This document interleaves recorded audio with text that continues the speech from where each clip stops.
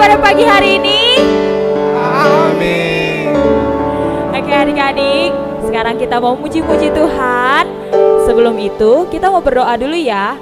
Adik-adik ikutin Cici berdoa ya. Tuhan Yesus, terima kasih untuk pagi ini, atas berkat-Mu bagi kami. Saat ini kami mau memuji-muji Engkau. Biarlah hanya nama-Mu saja yang dimuliakan. Terima kasih Tuhan Yesus. Haleluya. Amin. Pasukan Kristus siap. Yes, yes, yes. Big or small, short and tall. Big or small, short and tall, semua dicintainya. Tuhan membuat kita berharga. Bekerja, berkarya bagi kemuliaan-Nya. Bersama Tuhan aku bisa. Sekali lagi katakan big or small. Big or small, short and tall, semua dicintainya. Tuhan membuat kita berharga. Bekerja, berkarya bagi kemuliaan-Nya. Bersama Tuhan aku bisa. Sa sa sa. Sa sa sa, aku bisa. Ta ta ta, bertalenta. Bersama Tuhan aku bisa. Lompat sama-sama. Sa sa sa, aku bisa. Takkan berputus asa. Bersama Tuhan aku bisa. Big or small. Big or small, short and tall, semua dicintainya. Tuhan membuat kita berharga. Bekerja, berkarya bagi kemuliaan-Nya. Bersama Tuhan aku bisa. Sa sa sa, aku bisa. Ta ta ta, bertalenta. Bersama Tuhan aku bisa. Yeah, yeah, yeah. Sa sa sa, aku bisa. Takkan berputus asa. Bersama Tuhan aku bisa. Tangan kanan, tangan kiri. Tangan kanan, tangan kiri mempunyai jari. Diluruskan, dibengkokkan, putar ke belakang. Kaki kanan, kaki kiri mempunyai jari. Diluruskan, dibengkokkan, putar ke Lompat. lompat, lompat, lompat, akan jalan serta Jalan. jalan serta Yesus, jalan sertanya setiap hari. Jalan serta Yesus, serta Yesus. Jalan dalam suka. Jalan dalam suka, jalan dalam duka, jalan sertanya setiap hari. Jalan dalam suka, jalan dalam duka, serta Yesus selamanya. Serta Yesus selamanya. Serta Yesus selamanya. Yeay, beri tepuk meriah buat Tuhan Yesus. Oke adik-adik boleh duduk kembali. Tiba saatnya kita mau mendengarkan firman Tuhan. Kita mau menyembah Tuhan pada pagi hari ini. Mari adik-adik kita siapkan hati kita. Kita mau mengangkat satu pujian. Bapakku datang padamu.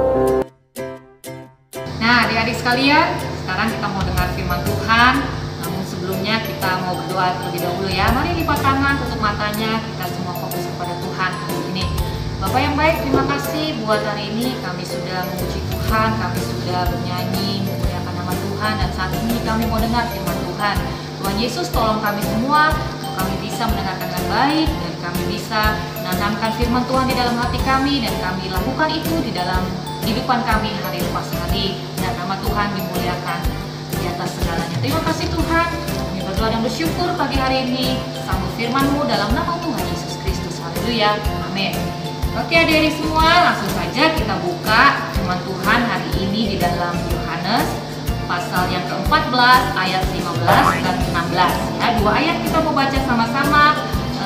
Semua disiapkan Alkitabnya, kita baca Yohanes 14 ayat 15 dan 16. Yesus menjanjikan penghibur, "Jikalau kamu mengasihi aku, kamu akan menuruti segala perintahku.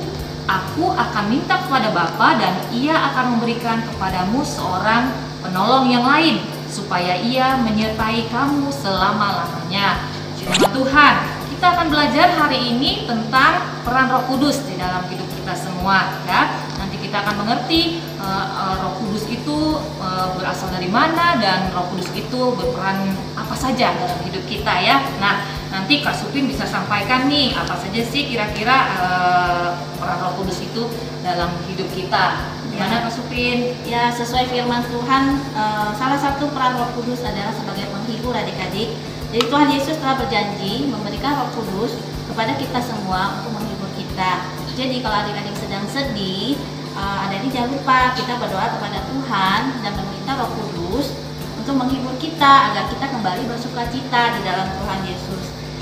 sesuai juga yang tertulis di dalam Alkitab Yohanes 14 ayat 16. Oh gitu ya Kak Supin ya. Kalau begitu berarti Roh Kudus itu dari Tuhan Yesus yang menyanyikan kepada kita sebagai penghibur ya. Nah adik-adik, selain itu ada juga nih kita bisa dengar ya dari Kak Susan nih, apa saja lagi nih peran Roh Kudus buat kita semua. Oke, nah selain sebagai penghibur, Roh Kudus juga berperan sebagai penasehat kita. Apa sih yang dilakukan penasehat? Nah, seorang penasehat biasanya menasehati, membimbing, dan menolong.